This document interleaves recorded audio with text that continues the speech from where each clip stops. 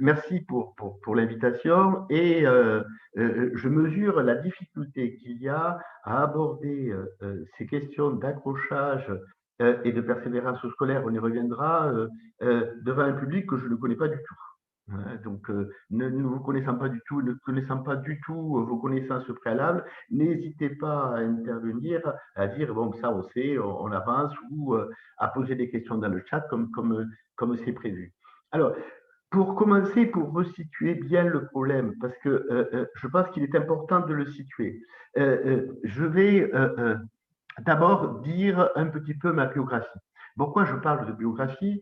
Pas parce que j'ai un nombril immense, c'est parce que tout processus d'apprentissage, tout processus de construction de connaissances est d'abord un processus de vie, est d'abord centré et articulé sur la vie.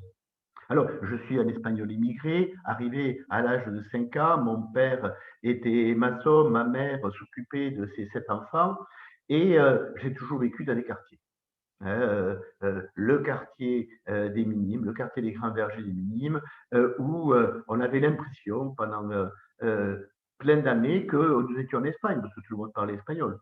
On entendait un peu parler portugais, voilà, et puis il y avait, et le français, c'était le français scolaire. Donc j'ai eu une scolarité comme beaucoup de jeunes ayant des difficultés de capital culturel, j'ai eu des difficultés scolaires. J'ai commencé à m'intéresser aux bandes et aux bandes délinquantes dès l'âge de 9 ans. Je dirais que de 9 ans à 14 ans, ça a été ma période de base, où j'avais cette activité, j'allais quasiment plus à l'école, où en fait j'y allais pour la cour de récréation parce que c'était là où on pouvait monnayer un certain nombre d'intérêts et que je le faisais par pur intérêt. À l'âge de 14 ans, j'ai eu un déclic qui est un déclic négatif. J'étais avec ma bande, je n'étais pas le chef, j'étais un petit suiveur. Et j'ai assisté à ce que je pourrais considérer aujourd'hui comme un début d'une tentative de viol par le chef de la bande. Et je n'ai pas pu. Je n'ai pas pu le supporter. Je me suis approché du chef, j'ai voulu lui casser la figure, une bagarre s'est entamée, la jeune fille est partie, et dans cette bagarre, j'ai cassé le bras de ce chef. Vous comprenez bien que j'avais du mal à pouvoir rester dans cette bande et que immédiatement tout le monde était venu me chercher parce que j'avais fait quelque chose qui n'était pas admissible dans la bande. Attaquer l'autorité du chef. Je me souviens que pour me cacher, je ne pouvais pas aller à l'école. Je n'avais pas envie parce qu'aller à l'école, j'allais me faire attraper. Je suis rentré dans une bibliothèque, la bibliothèque des Mazades à Toulouse. Et là, je vois une bibliothécaire qui, au lieu de me dire qu'est-ce que tu fais là, parce que j'avais à peu près la tête d'un voyou, me dit ah ben, tu peux t'asseoir hein, si tu veux lire. Je vous avoue que je ne lisais quasiment jamais. Hein. Mais je commençais à regarder un petit peu la télé et l'idée d'être riche me plaisait bien. Je suis allé, j'ai ouvert le grand magazine, je me rappelle Paris Match. Je l'ai ouvert et j'ai commencé à regarder. Jour de France, tous ces gens avec des grandes Rolls-Royce, des grands trucs. Et j'y suis resté.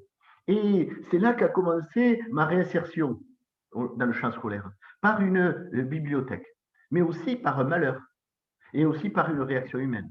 Hein. L'accrochage scolaire ou la volonté d'avoir un projet scolaire n'est indissociable de ces éléments. Qu'est-ce qui a été ma mise en péril? Qu'est-ce qui a été mon expérience? Et qu'est-ce qui m'a fait que je n'ai pas fait comme tous les autres, je n'ai pas assisté tranquillement au viol? Pourquoi pas? Qu'est-ce qui a fait que j'ai dit non? Est-ce que c'est quelque chose d'intime à moi ou est-ce que c'est l'éducation de mes parents?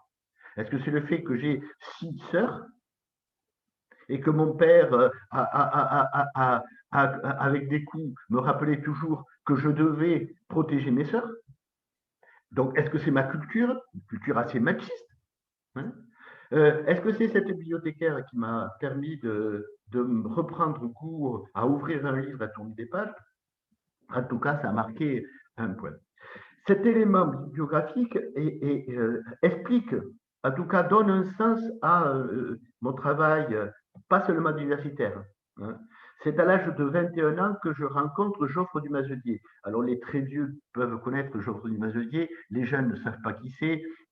fondateur de Peuple et Culture, un résistant qui a été le premier à considérer que un jeune, c'est 80% de choses importantes dans sa vie qui n'ont jamais été enseignées à l'école. Et dans tout ce mouvement de l'éducation populaire et de l'auto-formation, je vais m'engager là-dedans. Hein. Je vais m'engager dans les francs et franches camarades avec une vieille idée qui était développée par eux, qui est l'éducation globale. C'est qu'on ne peut pas mettre des barrières entre les apprentissages d'un individu. Hein. On ne peut pas différencier ce qui serait du futile ou du non futile, ce qui serait de l'essentiel ou du non essentiel, qu'il faut prendre l'individu dans sa globalité et donc qu'il faut pouvoir regarder ces passages. Ça viendra expliquer, je l'espère, la notion d'alliance éducative. Mais en même temps, il avait autre chose, Geoffroy Dumas-July, et puis j'ai rencontré et j'ai travaillé avec Gaston Pinault sur l'auto-formation existentielle. Le premier qui dit on produit sa vie. On ne la subit pas, on la produit par des actes qui nous fondent à la fois en termes d'existence et en termes de connaissance de soi. Et donc j'ai commencé à travailler avec eux, et eux avaient quelque chose qui me plaisait bien, parce que étant dans un mouvement d'éducation populaire, l'école, ça commence à me casser les pieds un peu, quoi. Surtout dans l'idée qu'ils disaient souvent, ceux qui prétendent apprendre, en parlant des enseignants, il était dur, hein. Les enseignants, ceux qui prétendent apprendre, en nous montrant qu'en fait, il se passe dans l'école une sorte de catalyse de beaucoup d'éléments qui constituent l'apprentissage, mais que l'enseignant croit que c'est lui qui l'a donné. Lui, il a donné de la connaissance. Mais pour qu'il y ait un apprentissage, il faut beaucoup d'autres choses qui vont permettre aux jeunes de passer de la connaissance qu'on lui donne à l'apprentissage et à l'appropriation de cet apprentissage, et bien sûr des valeurs, bien sûr des comportements, bien sûr des outillages sociaux, bien sûr des formes de relations, bien sûr le sens de l'existence. Et il posait ces éléments-là. J'ai eu l'occasion plus tard, puisque j'ai accepté d'être un enseignant dans un milieu pénitentiaire, d'être avec ceux qui avaient, entre guillemets, basculé du côté obscur de la force. Et en discutant avec eux et en me rappelant mes souvenirs, moi, de jeune en banlieue, je me suis dit, mais il y a quand même un espace d'éducation qu'on oublie tout le temps. C'est cet espace d'éducation qui est le quartier, qui est ce que l'on vit au quotidien, qui sont ces éléments. Il y a des éléments de noblesse. Hein, quelqu'un qui vient vous soutenir quand vous avez chuté et qui vient vous aider, c'est noble. Et il y a des moments beaucoup moins nobles. Hein. Très vite engagé dans les mouvements d'éducation populaire, je vais devenir responsable d'un centre d'animation à Louche-des-Bois, à Pau, dans les Caps. Là où, peu à peu, il n'y a plus beaucoup de centres de loisirs, et je vais vivre pendant plus de 10 ans la réalité quotidienne d'un quartier par son point de vue éducatif. Et je vois donc les élèves décrocheurs comme moi qui arrivent et qui viennent à la structure parce qu'il y a le baby-foot, parce qu'il fait chaud et parce qu'on ne vient pas les engueuler, il faut pouvoir le mettre. Et je me suis posé la question très vite de pourquoi ils décrochent, pourquoi, étant une personne qui a été éduquée au marxisme-léninisme et qui a biberonné Bourdieu dès l'enfance, pourquoi donc, moi, fils d'ouvrier, je suis en train de faire des études universitaires? Pourquoi moi, fils d'ouvrier, je suis prof d'université? Hein? Est-ce que ça remet en cause tout mon travail? C'est-à-dire que mon apprentissage ne serait dû qu'à mon intelligence? Ce serait génial. Hein?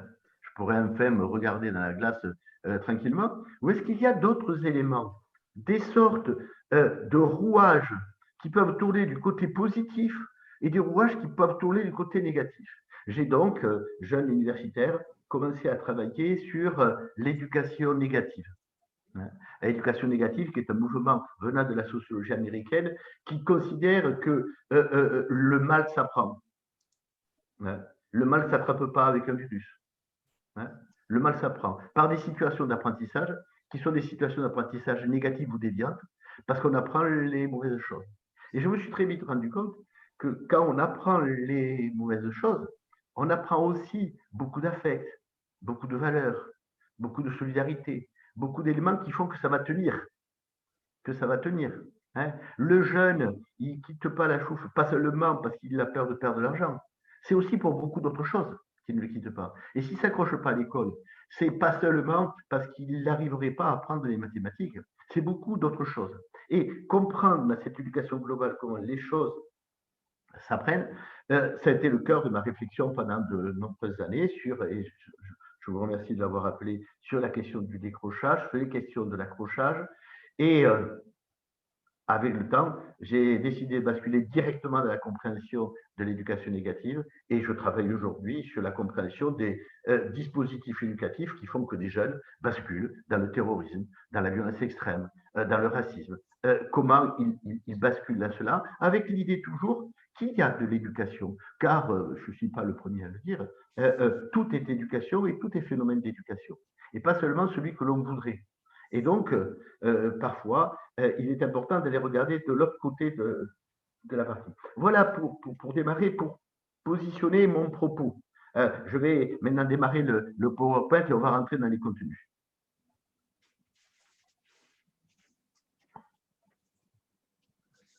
Je me mets en position pour pouvoir être tranquille là. Voilà, donc on va parler d'alias éducatifs de raccrochage. Il y a beaucoup de diapos, je ne vais pas les utiliser toutes parce que je me cale sur la connaissance horaire, mais bien sûr, vous aurez à disposition cet élément-là. Alors, regardons d'abord de quoi est fait, alors, ce qu'on pourrait appeler la difficulté scolaire, ce que l'on pourrait appeler l'échec scolaire, ce que l'on pourrait appeler le décrochage scolaire. Ce sont des termes qui sont d'actualité, mais qui recouvrent, à mon avis, une certaine même partie. Alors, j'ai utilisé, parce que je suis un homme de l'image, beaucoup d'images, donc je vous l'ai laissé dire, vous voyez, ce petit personnage, au fond, il finit par croire qu'il ne pourra pas, que la seule chose qui existe chez lui, c'est la capacité à accumuler de la crasse. Cette mésestime de soi si forte que l'on finit par penser que l'on est dans notre monde. Et comme me disait un jeune en lycée professionnel quand je travaillais sur le décrochage, mais pourquoi tu t'intéresses à moi? Je suis la merde de la merde. Mais pourquoi tu t'intéresses à moi? Il ne comprenait pas du tout. Hein, il trouvait même ça un peu louche. Comment va-t-on investir sur quelqu'un qui lui-même ne se donne aucune valeur? D'accord? Hein? Et je lui disais, non mais il y a au moins une chose. Eh bien laquelle? Mais tu es là aujourd'hui au lycée. Pourquoi tu es venu? Qu'est-ce qui t'a fait venir ce matin? Raconte-moi. Et on commençait à essayer de retisser un peu le lien, tout ça. Parce que dans la logique, je lui disais, tu devrais être dehors. A priori. Qu'est-ce que tu viens faire là?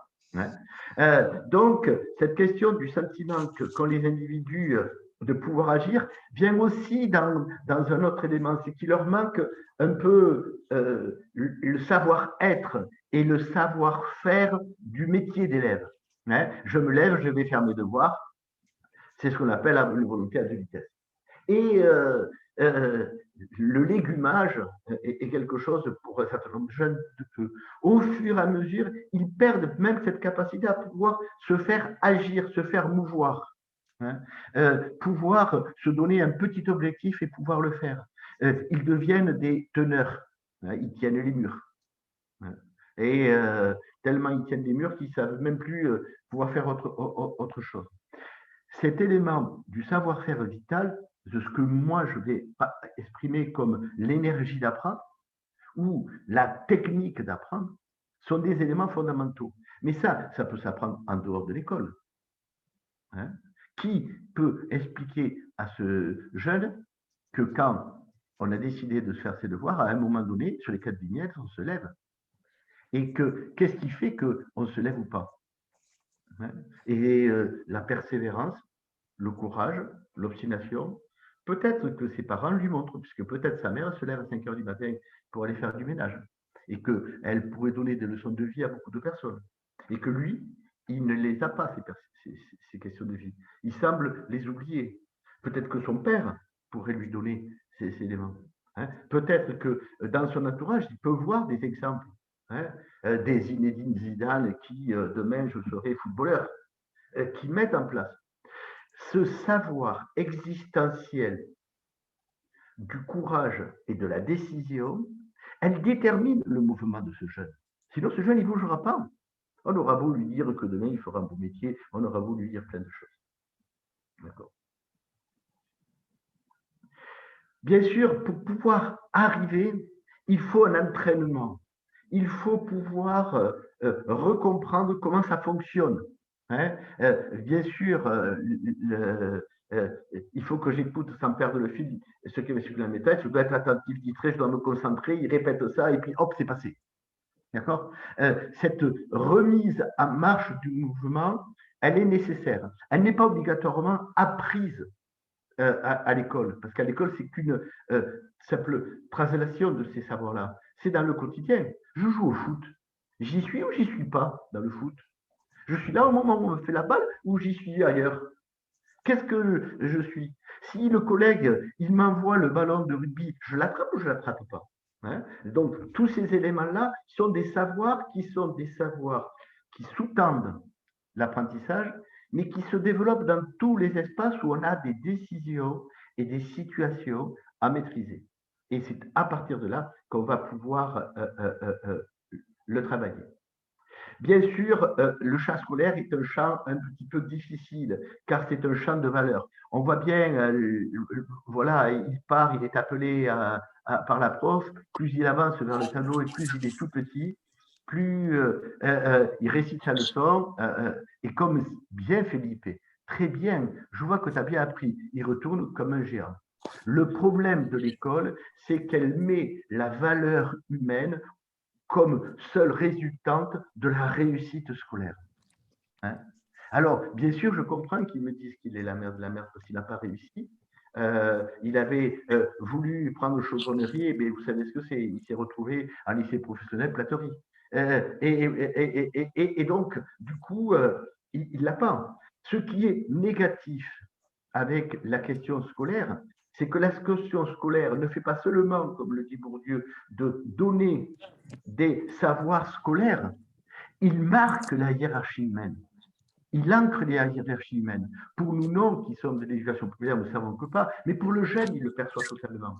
Et les parents l'intègrent totalement. Hein. Un père me disait, quand je faisais un travail autour des alliances éducatives, mais monsieur, vous dites qu'il faut parler à ces enfants de ce qu'on apprend. Mais moi, j'ai tout raté à l'école. Je ne peux pas lui dire, il n'aura pas un joli exemple de moi. Mais je dis, mais vous devez apprendre beaucoup d'autres choses. Je vais vous prendre l'exemple de mon père. Il était maçon.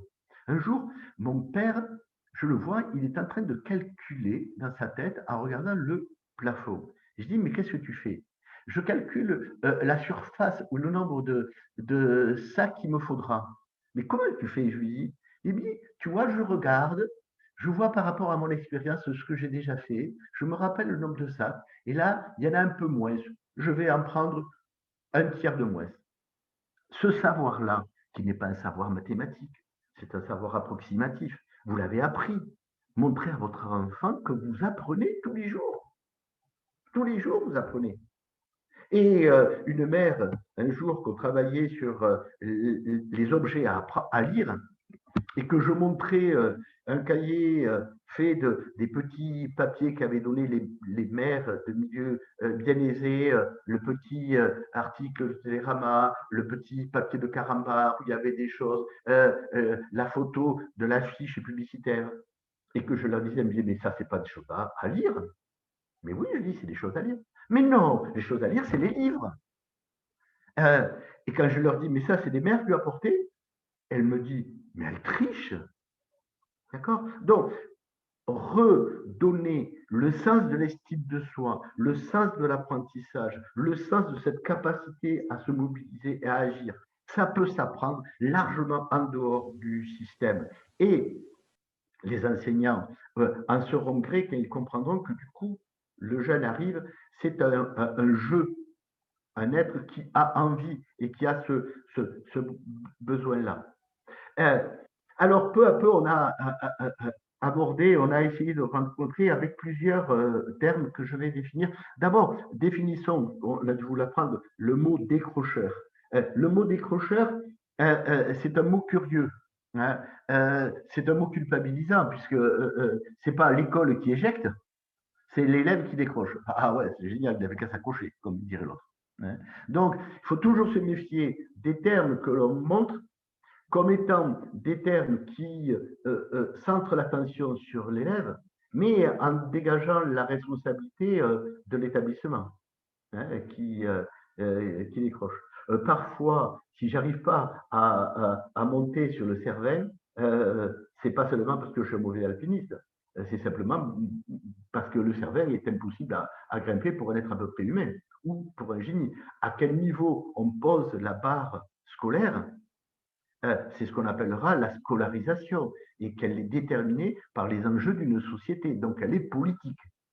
Hein. Le niveau où je pose la barre de l'apprentissage commun, il résulte de choix politiques. Hein.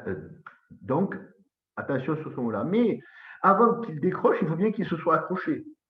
Parce que, sincèrement, moi, je venais à l'école, je n'étais pas accroché. J'attendais juste le moment de la pause pour pouvoir aller en récréation. Hein, voilà. Que je me souviens que le jour où je suis allé à l'école avec le plus de plaisir, c'est là qu'un copain m'a dit, tu sais, ils ont enlevé la barrière la barrière entre les garçons et les filles dans l'école. Hein, parce que moi, j'étais encore dans le non mixte. Et un jour, la barrière est tombée. Et on avait les filles en face de nous. Je peux vous dire que j'y suis allé à l'école ce jour-là. Hein. Ce n'était pas pour le devoir de mathématiques qu'il fallait faire. Hein. Donc, l'accrochage, c'est à la fois le processus de construction des savoir-faire du métier d'élève. C'est comprendre ce que c'est apprendre. Hein. Et rappelons-nous ce que dit Bourdieu. Il faut exiger que les maîtres donnent les tours de main et les bouts de ficelle qui leur permettent d'apprendre. Apprendre, c'est fait de bricolage, c'est fait de braconnage, c'est fait de petites situations qui le font. Et en fait, l'accrochage, c'est aussi le processus de construction d'un projet d'apprentissage. Si je n'ai pas de projet d'apprentissage, je ne peux pas construire des savoir-faire du métier d'élève. Si je n'ai pas envie de repeindre mon salon, je ne vais pas aller acheter les brosses et des peintures et du plastique pour protéger le sol. Donc, c'est les deux à la fois. Hein. L'accrochage n'est pas que scolaire, l'accrochage est aussi existentiel. Il faut que les deux se fassent. Et on est bien d'accord que le processus de construction d'un projet d'apprentissage, vous pouvez rajouter le processus de construction d'un projet de vie. D'accord. Et que pour ça, il va avoir 1000 occasions. Alors, quand l'élève est accroché, on sait bien qu'il va rencontrer de la difficulté. Pourquoi? Parce qu'on ne peut pas apprendre si on n'échoue pas.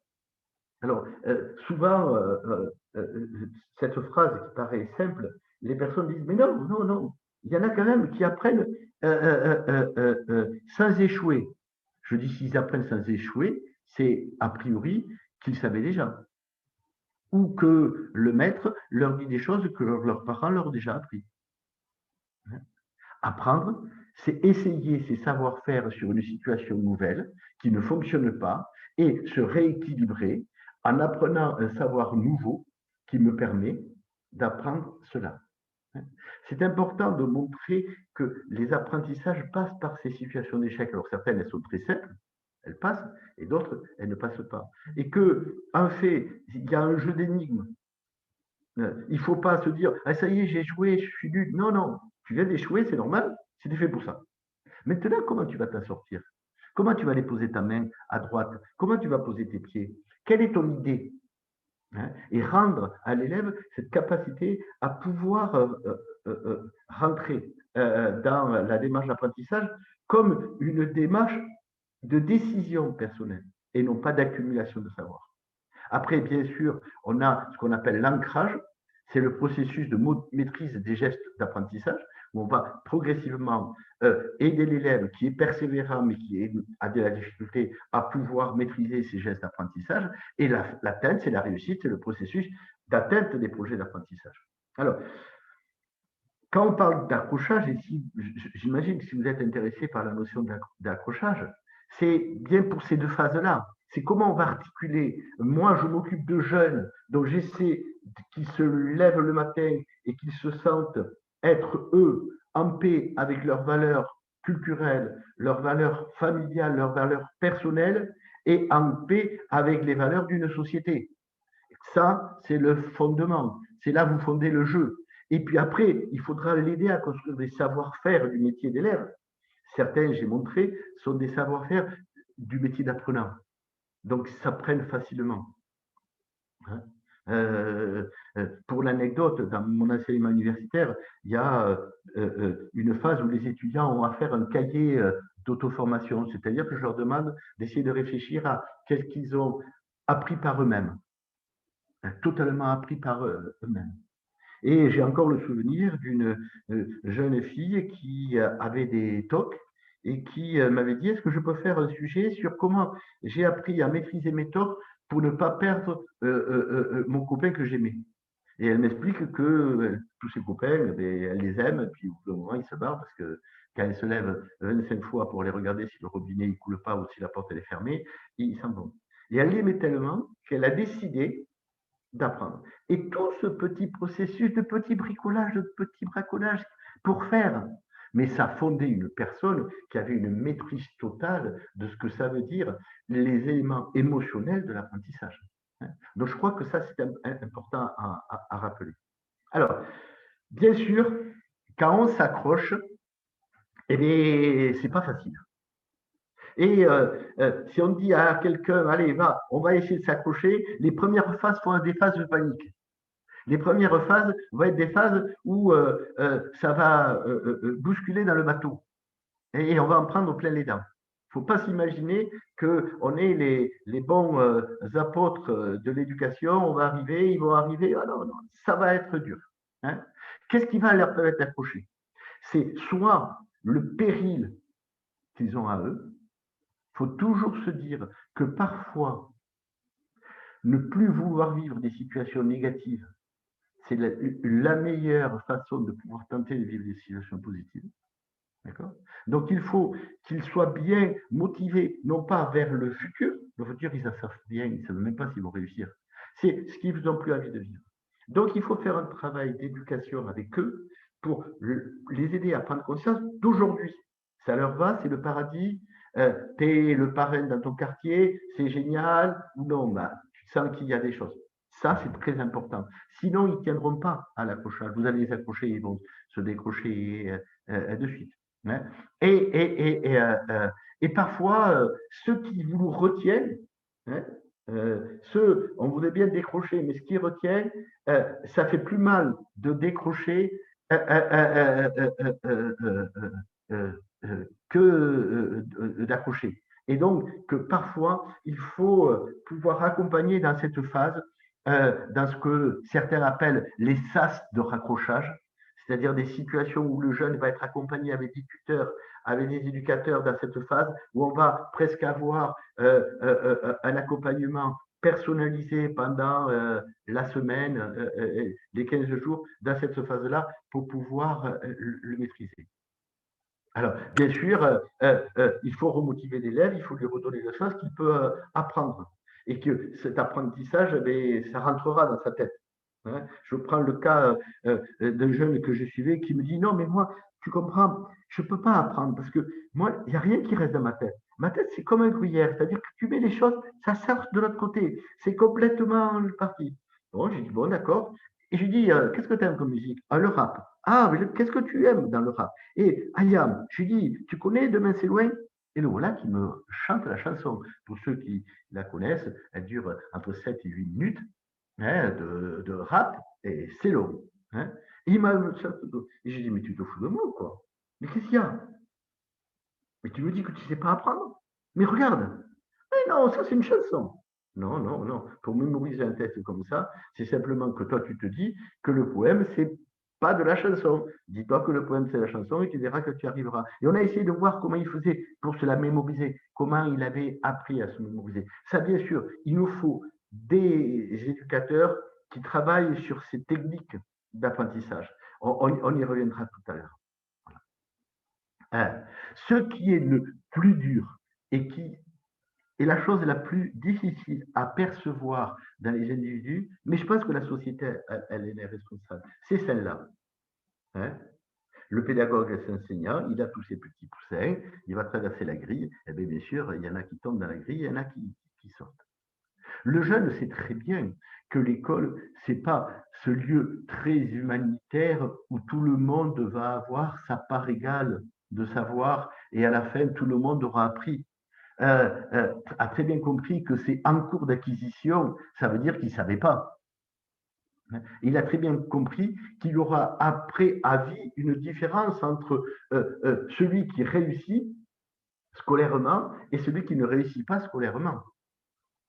Et je dis que l'école en a une responsabilité parce que j'ai été de ceux, dans le cadre des réflexions sur l'éducation populaire, à critiquer l'augmentation de la scolarité en permanence. 14, 16 ans, maintenant on peut passer à 18 ans. L'école n'est pas le cœur de la vie. Et à un moment donné, un adolescent doit savoir construire des savoirs qui ne sont pas des savoirs scolaires. Il doit s'ancrer dans la richesse de ses savoirs d'expérience, de ses savoirs du quotidien, de ses savoirs de l'entreprise, de ses savoirs de la profession, de ses savoirs du métier. Il doit découvrir ces éléments-là. Pourquoi? Pour pas donner l'impression que quand je me regarde dans la glace, je ne dois voir que mes diplômes.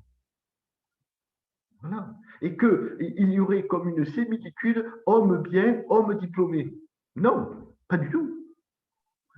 Et ça, c'est très difficile à travailler. Pour cela, il faut mêler, il faut regrouper l'ensemble des acteurs d'une cité. Il faut redonner de l'exemple. Je demandais à mes décrocheurs de venir à le salon des parents qui s'organisait chaque année où les parents de l'établissement venaient parler de leur métier. Et on organisait des sortes d'interviews, des petites vidéos où on allait interviewer des gens. Oui, parce que l'éboueur qui vient porter, il est fier de son métier. Et quand on lui parle de sa technicité, comment il fait pour soulever, comment il fait pour le faire, il a du savoir-faire.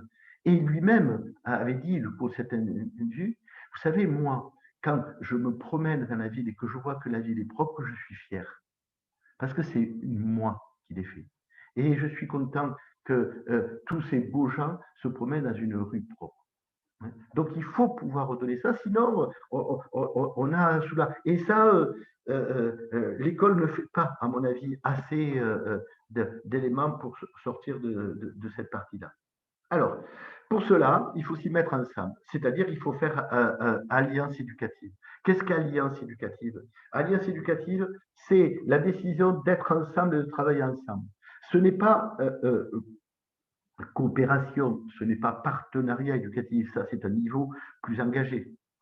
Alliance éducative, c'est nous savons que nous faisons des choses différentes et nous les savons que nous les faisons, mais qu'elles sont en harmonie. En tout cas, qu'il y a quelque chose. Qu'est-ce que je dois dire à une maman qui a son enfant qui décroche et qui, elle, sait très peu parler français, hein? Je dois lui dire, apprenez à votre enfant à avoir une hygiène de vie, à manger bien, à dormir correctement. Ça, vous pouvez le faire. Et ça, c'est fondamental dans l'apprentissage. Sinon, ça ne marchera pas. On va y revenir. Je voudrais revenir. Voilà.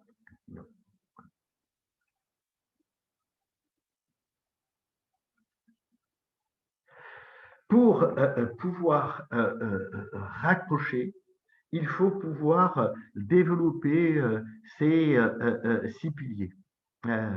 D'abord, l'envie d'apprendre.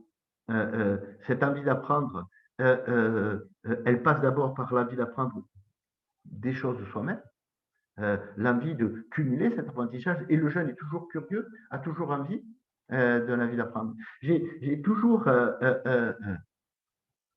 trouvé merveilleux dans le film La Chouffe, qui parle du narcotrafic à Marseille, comment les jeunes qui au départ sont réticents à ce jeune du quartier qui décide de faire un driving de drogue, oui, maintenant c'est devenu de la mode, mais à l'époque ça ne l'était pas, comment il regarde ça comme s'il était fou parce que bon, on a toujours vendu la drogue comme ça, on n'en est pas. Et comment ce jeune va, avec un autre, essayer de comprendre comment le système pourrait être plus performant et plus élément. Cette envie d'apprendre, elle peut se trouver sur les éléments. Alors, il nous faut des savoirs pour apprendre. Il nous faut des savoirs minimums. Et le savoir minimum du lire, écrire, compter est fondamental. Mais il ne s'apprend pas seulement à l'école avec des élèves décrocheurs. Moi, souvent, je disais, si tu veux apprendre à compter le calcul mental, va voir tes copains qui font des mauvais coups. Eux, ils savent compter, t'inquiète pas. Si tu veux apprendre qu'est-ce que c'est l'oralité, la communication orale, va voir ceux qui essaient de te vendre des choses que tu n'as pas envie d'acheter. Tu vas voir comment ils savent l'apprendre. Donc, on a des lieux dans lesquels il y a des apprentissages, il y a des activités qu'il faut le faire. Donc, on fait. Il faut avoir un projet d'apprendre. Ça, c'est très important. Mais ce projet d'apprendre, il est nourri par les images de l'apprendre que l'on a autour de soi.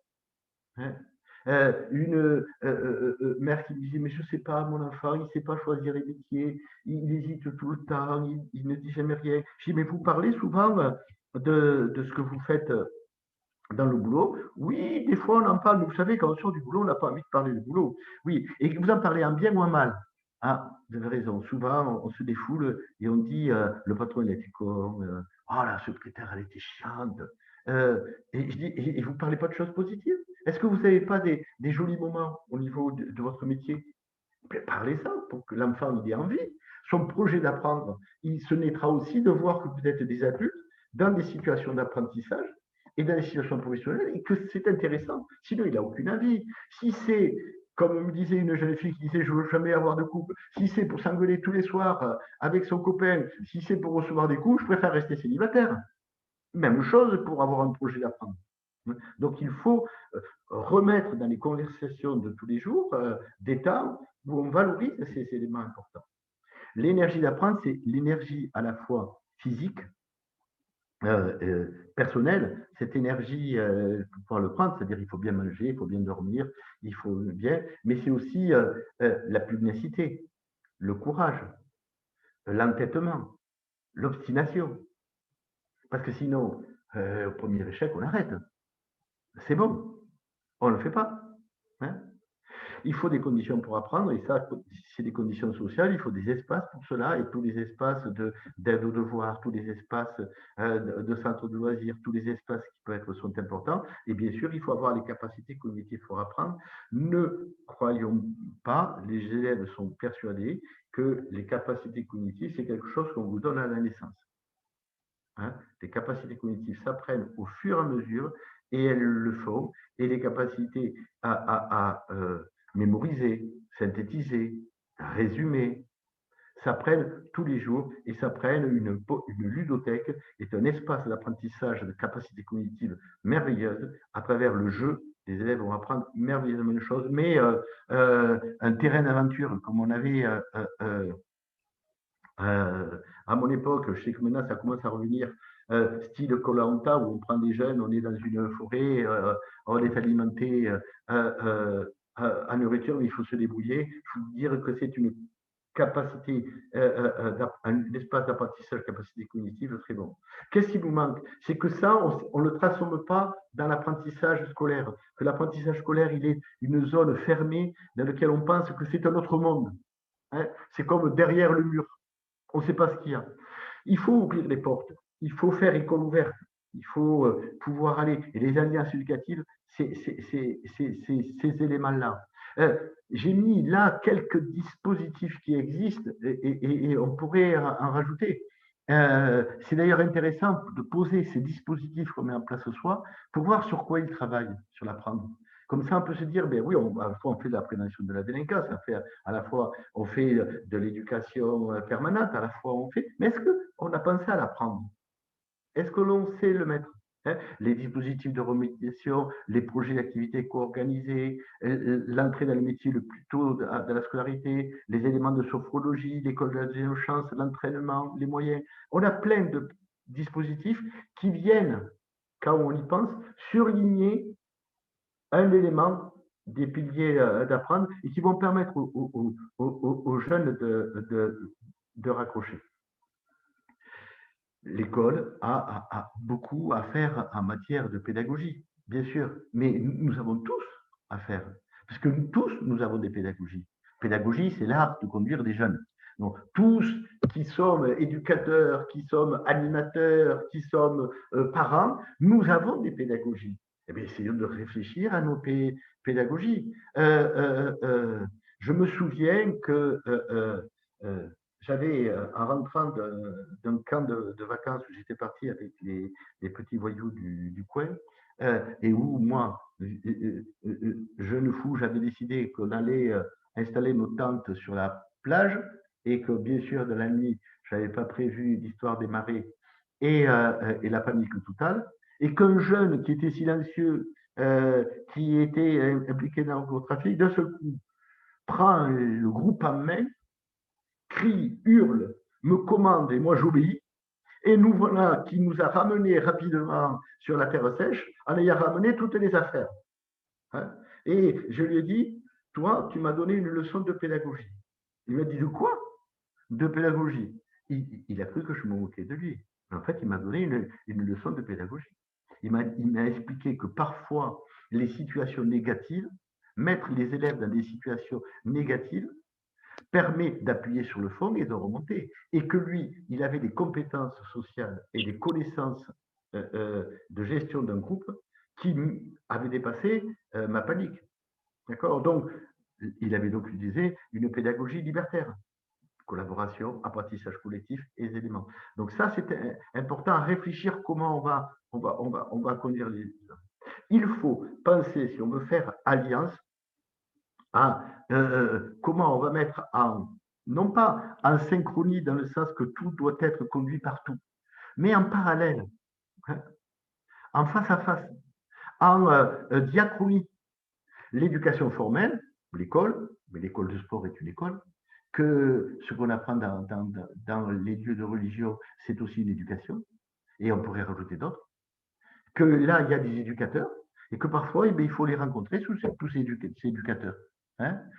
Il m'a été d'une grande découverte quand j'avais affaire à un cas complexe de décrochage qui était un jeune Sénégalais, quand une maman me dit, vous devriez aller voir son oncle. Et je dis, pourquoi son papa n'est pas là? Non, mais chez les Sénégalais, l'oncle, il a plus d'importance que le papa. Et je suis allé voir l'oncle. Hein, et lui, il m'a dit, vous devez aller voir le chef du village. Le village? Ben oui, oui, il dit, dans cette banlieue, les Sénégalais sont ensemble. Et c'est le chef traditionnel. Et je suis allé le voir pour parler de ça, de ce jeune d'éducation. Je peux vous dire que ça a eu un effet énorme.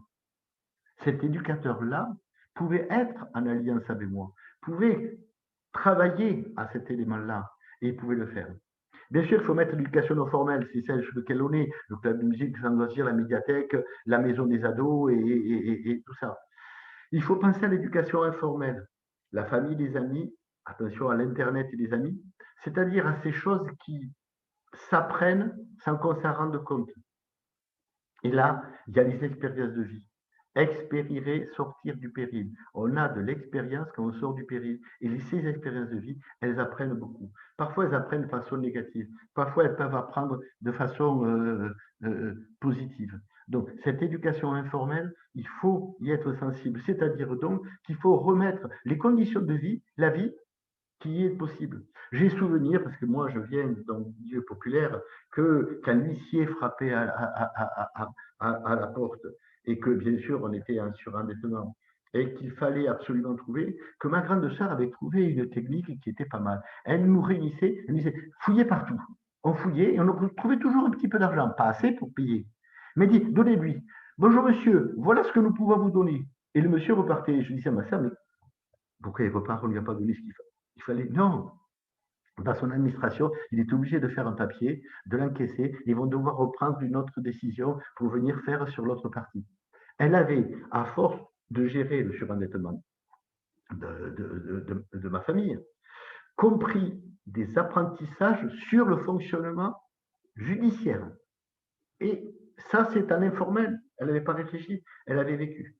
Et bien sûr, il nous faut regarder aussi l'éducation négative, la violence, la délinquance, le narcotrafic, les radicalités dans des lieux. Les choses qui s'imposent d'elles-mêmes, le caïd, pas le caïd, le leader, pas le leader. Il est très difficile de sortir d'un groupe pour expliquer qu'on a envie d'aller à l'école. On est mal vu. Hein. Il est difficile quand on a appris quelque chose de donner deux arguments. Hein. Deux arguments, dans certaines bandes, on est devenu le prof.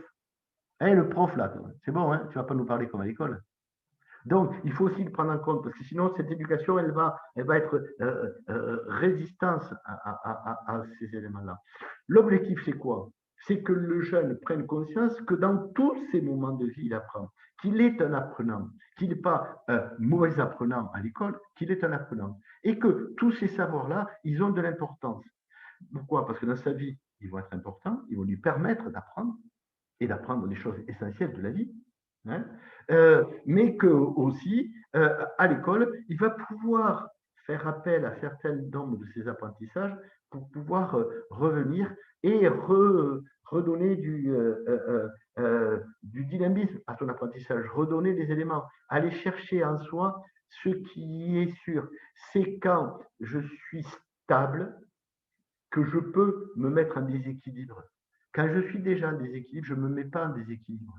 Si quand je rentre dans une classe, j'ai la sensation qu'à 90%, ça va être un mauvais moment et que si quelqu'un m'appelle, c'est bon, encore une fois, je vais être collé, je n'y vais pas dans la classe. Ce n'est que parce que j'ai le sentiment que le défi, je peux le relever parce que j'ai des armes pour ce défi-là, que l'on peut essayer d'avancer. Quels sont les piliers d'apprentissage? Vous pouvez bien construire le métier d'apprenant, donner envie d'apprendre, savoir apprendre, conduire son apprentissage, avoir de l'énergie pour apprendre, donner du sens à l'apprendre. L'école travaille sur ça, mais pas que l'école. Hein. Pourquoi? Parce que le CPE avait des assistantes les assistants et les assistantes, le prof principal, l'établissement va mettre en place des classes relais, des dispositifs qui vont permettre, des classes en barrette, donc plein de dispositifs. Mais dès qu'il sort de l'école, tout l'espace doit être. En fait, le lieu de l'apprentissage, c'est le quartier. Ses pulsations, c'est sa famille, c'est la famille, et ce sont ses amis. Et un des éléments des poumons, c'est l'école, mais c'est aussi mes projets de vie, mes éléments. Hein. Prenons le cas, je suis toujours étonné que quand on regarde les savoirs existentiels, les savoirs d'existence, par exemple, la sincérité, l'honnêteté, la citoyenneté, la préoccupation du plus humble, hein. C'est pas des choses qui sont apprises à l'école. Bon, à part dans quelques cours de morale que personne n'écoute. Ce sont des choses qui s'apprennent dans la vie. Et qu'il y a des personnes qui sont analphabètes et qui auraient de belles leçons à nous donner. Mais pourquoi ne sont-ils pas des enseignants de ces belles leçons? Pourquoi on ne les mobilise pas pour pouvoir nous apprendre cela? Hein. J'ai souvenir dans un autre quartier où je conduisais un projet de musée de quartier. Qu'est-ce que l'idée de musée de quartier? C'est une idée simple que vous avez déjà dû utiliser. On prend des jeunes et ils vont faire comme des anthropologues, ils vont aller dans le quartier, ils vont frapper aux portes, interroger pour savoir s'il n'y a pas des vieux objets. Des choses très vieilles, très anciennes. Et on va regarder ces objets. C'est souvent des objets culturels. Et on va leur demander si on peut les prendre pour l'exposition et on essaie d'interviewer la personne pour qu'elle raconte des éléments. Et quand on fait cette exposition, les jeunes montrent ces objets. Et voilà que les parents se mettent à parler. Non, non, tu te trompes, tu te trompes. Ce tam-tam, c'est pas comme ça qu'on l'utilise, c'est comme ça. Non, non, la photo, c'est pas ton grand-père, c'était à cette époque-là, il est en train de faire. Ils ont des savoirs qui s'appellent des savoirs d'existence. Et ils ont besoin de les dire. Et on s'est retrouvé dans un débat interculturel dans toutes les sur des objets, et les jeunes étaient là en train d'apprendre des leçons. Ils découvraient que leurs parents, ils n'étaient pas simplement chômeurs, Ils étaient algériens, ils étaient tchétchènes, ils étaient sénégalais ou burkinabés. Ils avaient des cultures et ces cultures se retrouvaient dans les objets. Et je me rappelle tout un débat sur comment doit être fait le couscous ou pas, où on avait presque des polémiques culinaires et des polémiques culturelles qui s'exprimaient. Donc, je crois qu'il faut pouvoir réouvrir l'école pour pouvoir essayer d'avancer. Euh, L'important, c'est que le jeune puisse apprendre à comprendre, à s'informer, apprendre à aimer, très important, cela. Apprendre à s'organiser, apprendre à pouvoir, apprendre à projeter, apprendre à évaluer, apprendre à respecter, apprendre à s'engager. Voilà des termes simples qui sont toujours des savoir-être que l'école mobilise, mais qui sont les savoir-être de la vie. Hein, apprends à t'informer, ne suis pas la première rumeur. Ne te fais pas manipuler simplement. Si on te dit que c'est lui qui a fait ceci, il ne va pas lui casser la figure de suite. Essaie de prendre un peu de recul pour avoir de l'information. Hein. Essaie d'aimer quelque chose dans la vie, de mettre quelque chose. Ne sois pas un nihiliste total. Organise-toi, même pour ce que tu veux faire. Essaie d'avoir un peu d'organisation. Ne sois pas procrastinateur et laisse faire les choses. Ainsi de suite. Il faut redonner ça. Pour cela, il faut pouvoir proposer une réunion totale des structures. Il faut que chacun prenne un peu sa place. La classe a quelque chose à faire, l'école, mais la famille, mais le quartier, mais la ville a quelque chose à faire. C'est à des niveaux différents. Il y a des leviers différents à utiliser, mais une véritable politique éducative et une véritable cité éducative, non pas dans les termes tels qu'elle est faite maintenant, mais cité, c'est une politique qui mêle toutes les politiques sociales à l'aune de l'apprentissage. L'objectif, c'est dans ce quartier, c'est que les personnes, qu'elles qu'elles aient un CAP, qu'elles aient un baccalauréat, qu'elles aient un diplôme et qu'elles aient monté leur petite pizzeria, soient des apprenants, soient des individus capables d'apprendre, donc capables demain de changer leur situation s'ils en ont envie, ou de changer le monde. Parce que si on apprend, on devient citoyen, et si on devient citoyen, on avance. Il faut toujours se rappeler que dans l'apprentissage de la lecture-écriture, la lecture a été rendue obligatoire très tôt. Pourquoi on apprenait la lecture très tôt? C'est parce que les gens devaient connaître la loi. Et donc, pour être bien obéissant, il faut savoir lire. D'accord? Mais on apprenait l'écriture très tard. D'ailleurs, l'écriture n'était gardée que pour les milieux les plus aisés. Hein, ceux qui produiront la connaissance et qui produiront les lois. Il faut attendre les révolutions pour considérer que tout citoyen doit savoir écrire. Si tout citoyen savoir écrire, il va donc savoir s'exprimer. Et donc, il risque de s'exprimer de façon différente de ce que l'on veut. Et donc, on va créer l'écriture et on va commencer à poser la censure comme élément pour garder ce pouvoir. Un apprenant est un citoyen parce qu'il a la capacité de penser et la capacité d'écrire et de s'exprimer. Et donc, il est engagé dans la société. Excusez-moi, Oui. qu'on termine tout doucement. Oui, oui, oui, C'est oui, bon oui. pour vous? Merci. Oui, oui. Je suis cela. Je voulais juste revenir à un élément. Voilà. Donc, je ne dis pas qu'il faut mettre en harmonie ces leviers. Mais je suis pas si utopique.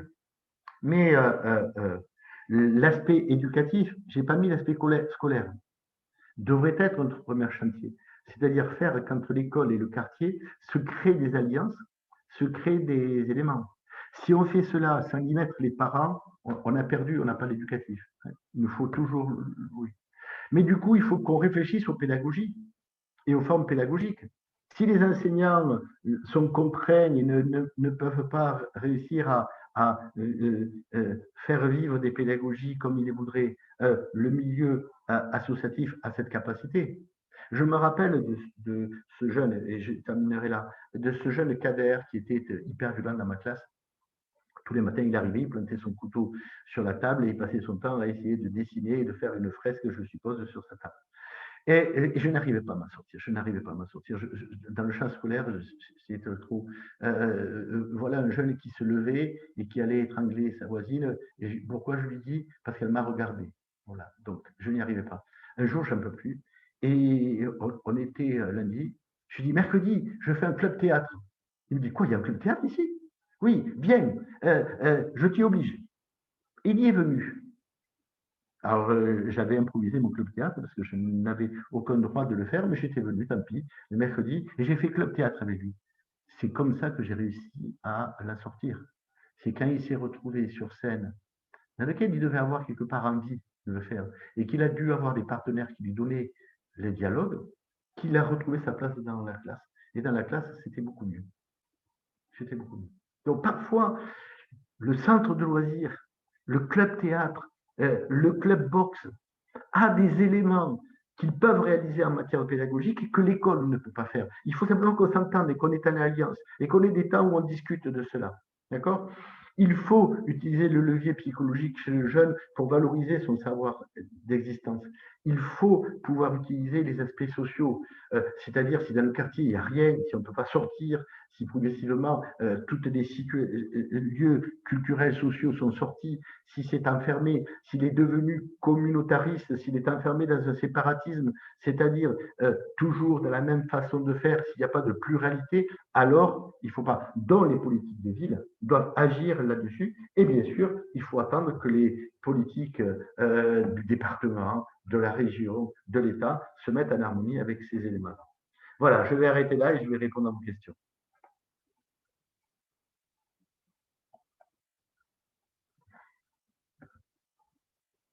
Merci. Alors, je vais essayer de reprendre un certain nombre de. Il y a eu quelques questions, pas tant que ça, hein. Je pense que les personnes étaient plutôt dans l'écoute et que les questions vont arriver maintenant. Alors, peut-être sur un premier aspect, je pense que ce que vous avez indiqué était assez en écho à ce que les acteurs présents, mais il y a eu une première question en disant, OK, de ce que vous dites, mais finalement, aujourd'hui, la question du diplôme n'est-elle pas un déterminant au sein de la société? C'est-à-dire que ce que vous évoquez sur l'importance des connaissances expérientielles, oui, mais finalement, est-ce qu'il n'y a pas un diktat autour de la question du diplôme? Voilà. Et il y a beaucoup de questions comme ça sur finalement l'impact de la société. Il y a une question qu'on peut rapprocher de ça sur finalement la société. Il faudrait peut-être qu'on se mette d'accord sur qui est la société. La société ne catégorise-t-elle pas finalement les enfants en fonction de leur milieu social et culturel? Donc en fait, quelques questions autour de cette dimension. Finalement, ce que vous mettez en avant, est-ce que ça n'est pas fragilisé d'une certaine manière par finalement un certain nombre de déterminismes que nous portons collectivement, hein, parce que la société, c'est quand même nous, jusqu'à preuve du contraire. Oui. Peut-être sur ce premier élément et je Voilà. regroupe les Alors, autres. sur cette question du diplôme, toutes les études sociologiques montrent que progressivement, la linéarité entre le diplôme et son entrée professionnelle sont en train de se décaler. D'accord? Donc, que nos diplômes perdent en valeur sociale. D'accord? J'ai un master, je peux me retrouver à passer un concours de la fonction publique beaucoup plus bas. J'ai un baccalauréat, c'est comme si j'avais même pas un CAP, parce que le CAP, ça serait plus professionnel. Donc, c'est en train de se remélanger, tout cela. Le diplôme n'est pas la clé pour l'emploi. Ça, il faut bien se le dire. Alors, on peut protester dans une vision très Jules Ferrienne, c'est-à-dire, ben, si on n'a pas de passeport citoyen pour rentrer dans la profession, alors la profession va être prise par les petits arrangements, par le copinage, par le fils qui donne l'emploi à son père. Donc, on va retomber dans quelque chose qu'on a voulu, c'est-à-dire les privilèges à l'emploi. Hein?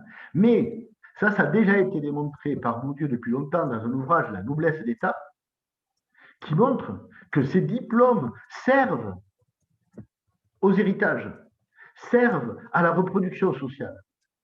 D'accord? Alors, on a le droit de les défendre jusqu'au boutisme là-dessus. Premièrement, ils se dégradent, ils n'ont plus des entrées. Deuxièmement, les diplômes, quand ils font ça, ils ne font pas de la promotion sociale. Ils ne font pas. Alors, je suis mal placé parce que je suis un fils ouvrier, mais on est 1 pour 50 000. D'accord? Donc, du coup, forcer un élève absolument à avoir un diplôme, quand ce diplôme est dévalorisé, il vaut mieux qu'il ait la compétence professionnelle sur le terrain. Alors, je suis pour ceux qui considèrent que travail et école doivent être ensemble, et je ne suis pas de ceux qui considèrent que l'école est une palissade fermée de la société qui après va nous donner des bons professionnels. Je ne le suis pas. Moi, je suis dans la lignée du compagnonnage. On apprend dans le monde et par le monde, c'est Paulo Freire qui le dit. D'accord? Je suis de ce courant-là. Donc, du coup, attention à ces éléments. Prenons le cas, nos décrocheurs. Nos décrocheurs. Alors, certes, certains, ils vont raccrocher et puis vont finir pour l'université, ok. Mais la plupart, le niveau que l'on doit les aider à faire, c'est qu'ils puissent avoir les niveaux d'études professionnelles qui vont leur permettre à peu près de s'en sortir et qu'ils commencent à vivre. Pourquoi? Parce que dès qu'ils ont un emploi, ce n'est pas la fin du monde. Il existe depuis Condorcet l'éducation tout le long de la vie. C'est-à-dire la capacité à n'importe qui, vous et moi, sinon vous ne serez pas en train d'écouter une conférence, de continuer à apprendre. Vous revenez.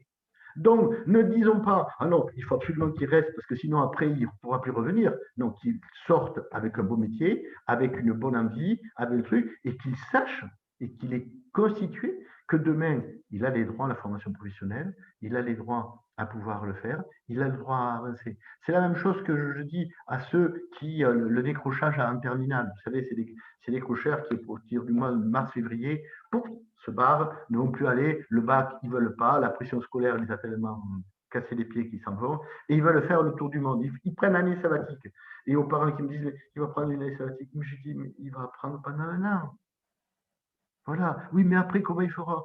Eh ben, il mourra 1 an après, c'est tout. Hein? Qu'est-ce que je voulais dire? Qu'est-ce que veut dire 1 an de perdu de gagner dans une vie? Ça n'a aucune importance, c'est de laisser lui faire ça et ce détour. Si vous voyez qu'il n'est pas en train de se perdre, mais qu'il a envie de mourir, et du coup, eh ben oui, son avenir ne sera pas le baccalauréat. Ou peut-être il reviendra au diplôme d'accès aux études universitaires, 5 ans, 6 ans après, ou peut-être il reviendra à essayer de passer son CAP en cours du soir après, il reviendra. On n'a pas perdu les éléments. Donc ça, je crois que c'est important. Comme on donne et on centre trop sur l'accès au diplôme comme si c'était un passeport, ça n'est pas, bon, déjà, et les jeunes très vite se rendent compte que c'est une supercherie. On leur a cassé les pieds jusqu'à avoir leur baccalauréat, et le baccalauréat, ils vous disent, mais qu'est-ce que tu veux que je fasse avec ça, quoi? Ton baccalauréat, il me sert à quoi? Même maintenant, ce gouvernement qui met en plus de la sélection à l'entrée de l'université. Donc ce baccalauréat n'est même pas la clé à l'entrée de l'université. Faut voir, mais vous le voyez, ceux qui regardent Parcoursup et qui se rendent compte qu'en fait, ils ne valent rien parce qu'on ne leur a rien donné. On les a mis en liste d'attente.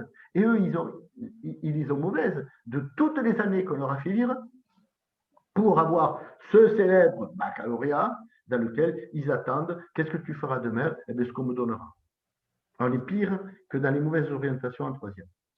Donc ça, je crois que c'est important à replacer. Alors il y a des réactions dans le chat et qui reviennent aussi sur cette question quand même du diktat, du résultat scolaire. Vous venez de l'évoquer, hein, mais voilà, c'est quand même un des éléments importants.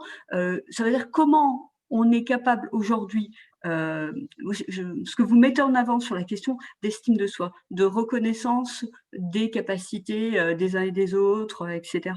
Pour autant, on a des principes de sanction vous venez de l'évoquer pour rentrer sur tel ou tel concours. Là, on parlait de la fonction publique, etc. Donc, est-ce qu'on aurait des leviers pour travailler ça? Est-ce que vous avez déjà travaillé plutôt ces choses-là à un échelon local? Puisque vous proposez de travailler à des échelons locaux aussi, en disant qu'il faut articuler le travail à l'échelle du quartier, de la ville, de la famille, de la communauté éducative au sens large. Du coup, est-ce que vous avez déjà eu l'occasion voilà, d'avoir des expériences pour faire levier sur cette question? Parce que quoi qu'il en soit, j'allais dire, même nous, quand on recrute, je veux dire, un CV, qu'est-ce qu'on regarde? C'est d'abord les résultats du parcours. Et finalement, on vient de procéder à l'ORIV à un recrutement. Bah oui, c'est la chose qu'on a regardée, même si on a été regardé l'intérêt du parcours global de la personne, etc. Donc, comment on peut dépasser ça qui finalement quand même nous détermine un peu? Et un deuxième point, parce qu'après on va devoir arrêter, c'est la question de la place et du rôle de l'éducation au sein de la famille.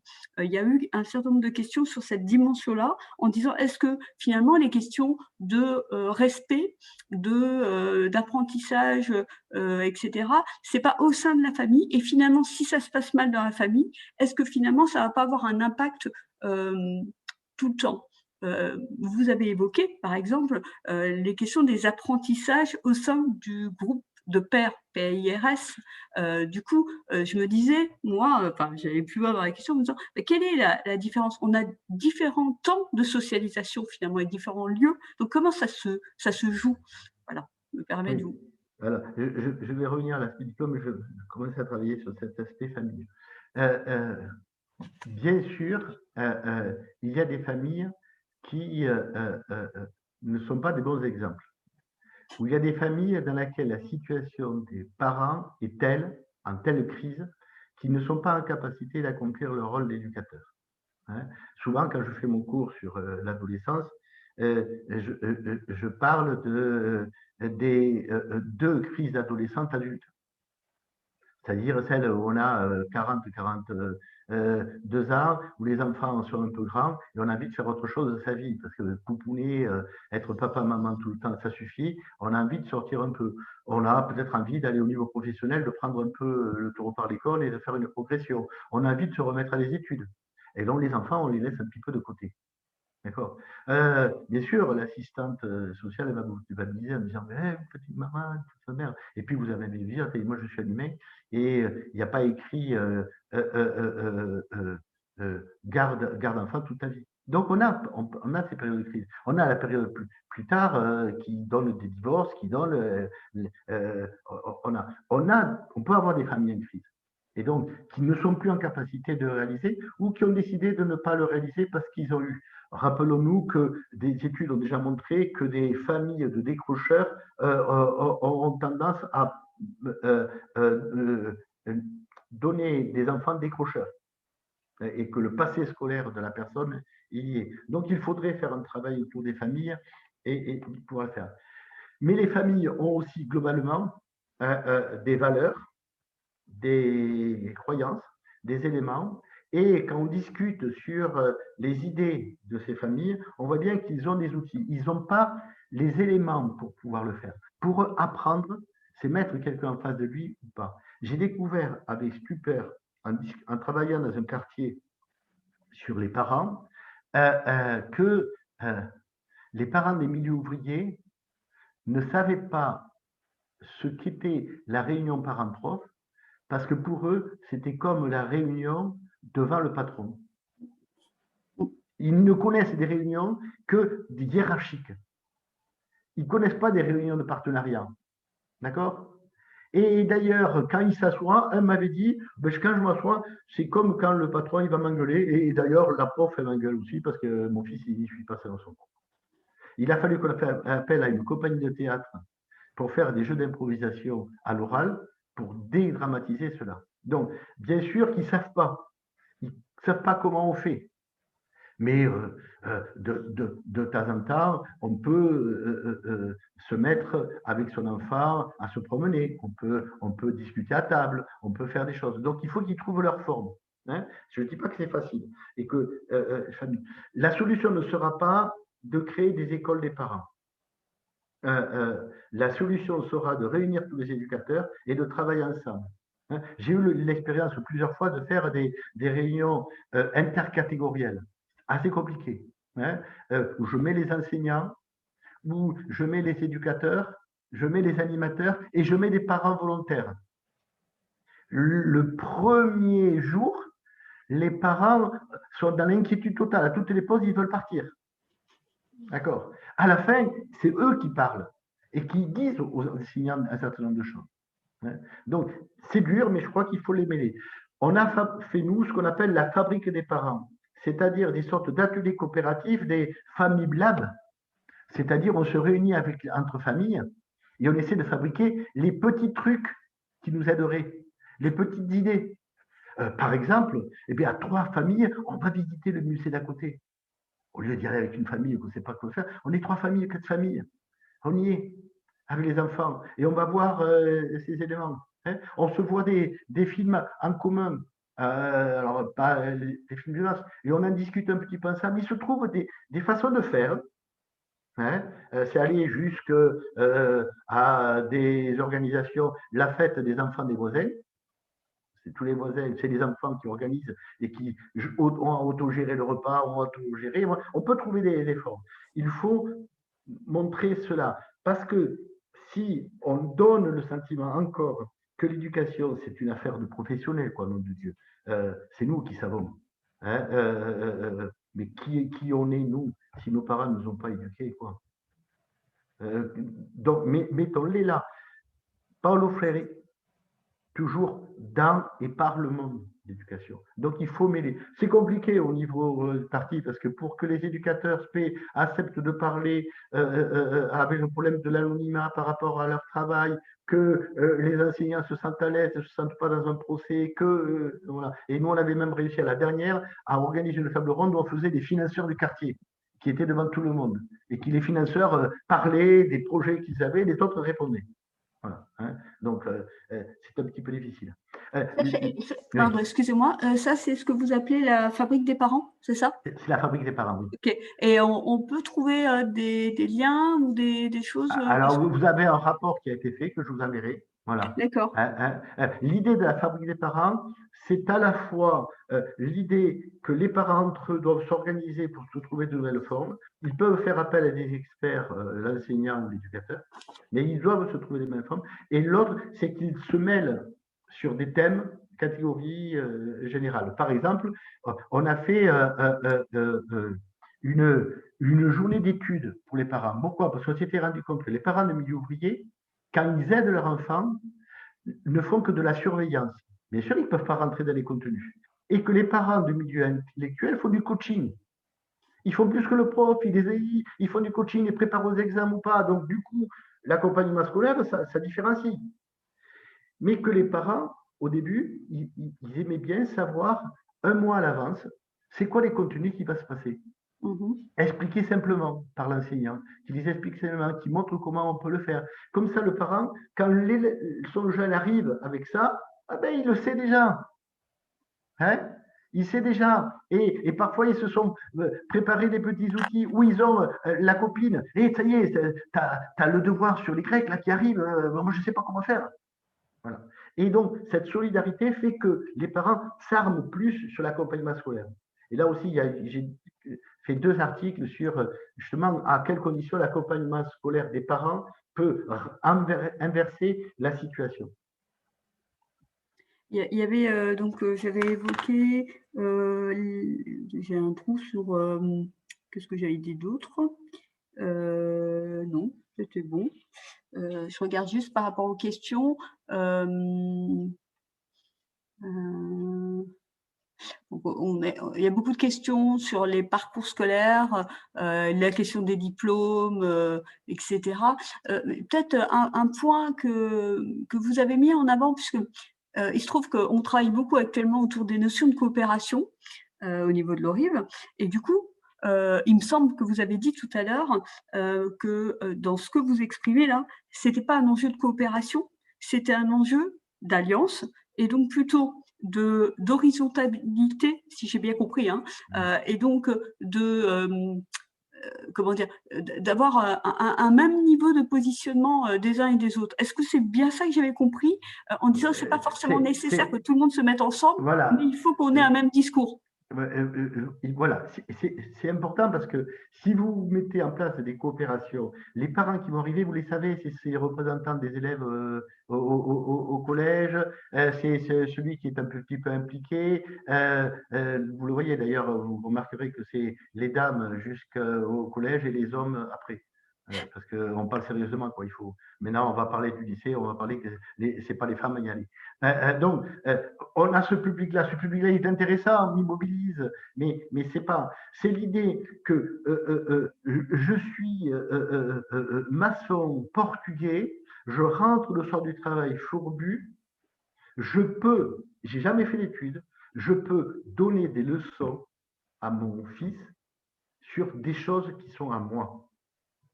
D'accord? Le plaisir du travail bien fait. Tu sais, aujourd'hui, j'ai refait 3 mètres carrés parce que je n'avais pas bien fait. Là, j'étais fatigué, je n'avais pas bien fait, je l'ai refait. Ça aurait pu passer, le bonhomme il serait passé, mais moi, je ne vais jamais me regarder dans la glace. Ce sont ces éléments-là. Ce sont ces fondements des savoir-être qui doivent être repris. C'est l'exemple qu'on peut avoir, mais ça c'est tiré d'un film sur l'illettrisme, je ne sais pas si vous l'avez vu, voilà, un père illettré qui aide sa fille à faire des devoirs. Il est là, il regarde le livre, il lui donne des conseils ou pas, et après on l'interviewe, il dit non mais moi je ne sais pas lire, je ne sais pas ce que je fais. Ce que je fais, c'est j'écoute ma fille et je vois quand elle parle avec certitude, ça doit être juste, quand je parle avec hésitation. Et puis à la fin, comme moi je ne sais pas lire, j'ai dit bon, c'est bien, mais va voir ta mère. Le redire 2 fois, c'est mieux. Ma femme, elle sait lire. Mais lui, il est là, assis. Et il ne lui dit pas, je ne sais pas lire, je suis nul. Il est là, il est présent. Et la relation qui se fait entre cette fille et ce père sur le savoir, elle est importante. Et elle marque cette volonté. Donc il faut retrouver ça. Quand ces familles ont repris même, parce qu'on sait bien dans les quartiers, les familles, comme disait Ayam, elles ne demanderont pas d'où vient l'argent. Donc, elles sont aussi défaitistes, elles sont aussi complètement perdues, elles sont comme ça. Les hommes, à part descendre, boire le thé et aller à la mosquée pour certains, ils se disent, mais j'ai plus rien à faire à la maison. Hein. Et les femmes, elles gèrent tout. Donc, on a toutes ces tensions. C'est essayer de redonner dans votre culture, dans votre élément, apprendre, est-ce que c'est important? Et dans toutes les cultures, apprendre, c'est important. Donc, on retrouve ça et on retrouve. Après, vous avez des problèmes plus compliqués. Alors, on fait fabrique, on se met à coopérer. Alors, on se met à faire, mais sur des cas concrets. Et parfois, juste le copinage, le réseau. J'appelle la mère d'eux, voilà, et je discute avec elle. Déjà, c'est pas mal. Ça fabrique dessus. Après, certaines personnes qui avaient ça ont voulu passer des BAFA. C'était des mamans, elles ont fait des BAFA. Il y en a une dont j'ai souvenir, elle me dit, mon fils, il va l'an prochain 6e, est-ce que je ne pourrais pas avoir des livres de 6e? J'ai dit, pourquoi? Parce que c'est le rôle d'une mère d'être plus intelligente que son fils. Comme ça, mon fils deviendra intelligent.